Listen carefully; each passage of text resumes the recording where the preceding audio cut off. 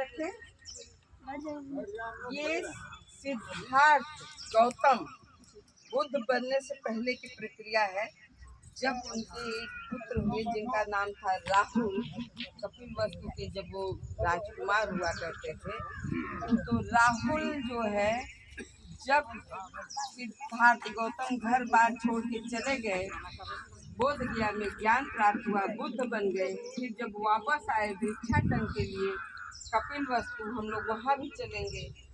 उस समय उनकी माता, राहुल की माता यशोधरा बोली कि ये आपके पिताजी आए हैं, आप उनसे अपना अधिकार मांगिए। तो राहुल पूछे कौन है मेरे पिताजी, क्योंकि भिक्षु संघ के साथ थे, बहुत सारे भिक्षु थे उनके साथ, तो वो समझ नहीं पाए क्योंकि वो तो बहुत छोटे थे जब घर बार छोड़कर दुख का कारण क्या है खोजने के लिए निकले, समाज के दुख, संसार के दुखों से मुक्ति दिलाने का मार्ग खोजने के लिए निकले। तो फिर जब वापस आए तो राहुल बड़े हो चुके थे, 9 साल के या 10 साल के थे। तो पूछ रहे अपनी माता जी से, माँ मेरे पिताजी कौन है?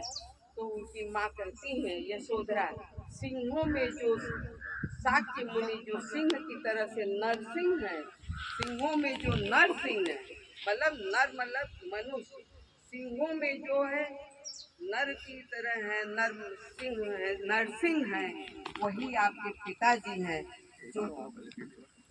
जो देखो सबसे बड़े हैं और उनके बड़े बड़े हाथ हैं, बड़े कान हैं, बड़े पैर हैं, सर पे उनके जो है उनका माथा भी ऊंचा है।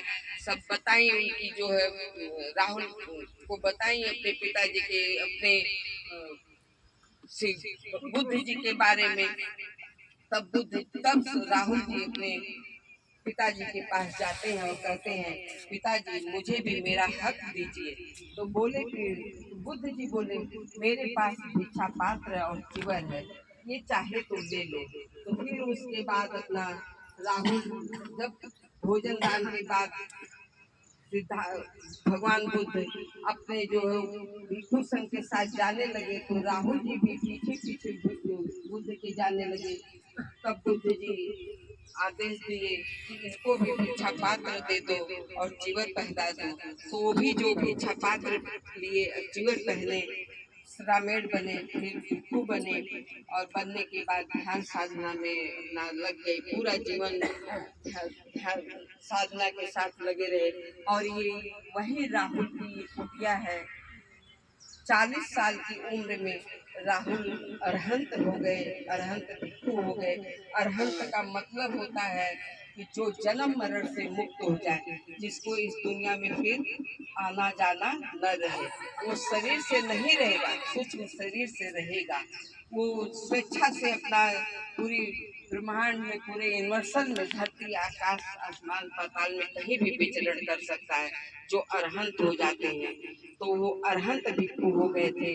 तो राहुल 40 साल की उम्र में वो शरीर छोड़े। तो इनकी कुटिया है जिसको चैत्य कहते हैं, हम लोग में चैत्य कहते हैं, स्तूप कहते हैं। तो वही हमारे राहुल की कुटिया है, चैत्य है।